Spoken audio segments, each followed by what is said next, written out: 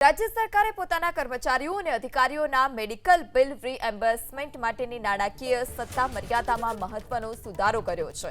આરોગ્ય અને પરિવાર કલ્યાણ વિભાગના નવા નિર્ણય મુજબ હવેથી 10 લાખ કે તેથી વધુ રકમના મેડિકલ બિલ માટે મુખ્યમંત્રીની અને 5 લાખ સુધીના બિલ માટે આરોગ્ય મંત્રીની મંજૂરી લેવી ફરજિયાત રહેશે।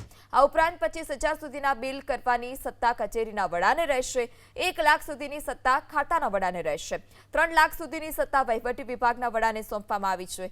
3 થી 5 લાખ સુધીના બિલ મંજૂર કરવાની સત્તા આરોગ્ય વિભાગના વડાને સોંપાઈ છે।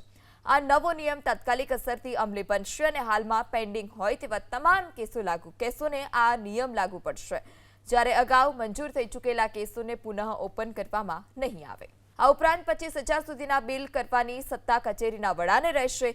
1 લાખ સુધીની સત્તા ખાતાના વડાને રહેશે। 3 લાખ સુધીની સત્તા વહીવટી વિભાગના વડાને સોંપવામાં આવી છે।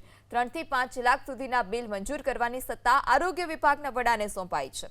આ નવો નિયમ તાત્કાલિક અસરથી અમલી બનશે અને હાલમાં પેન્ડિંગ હોય તેવા તમામ કેસોને આ નિયમ લાગુ પડશે, જ્યારે અગાઉ મંજૂર થઈ ચૂકેલા કેસોને પુનઃ ઓપન કરવામાં નહીં આવે।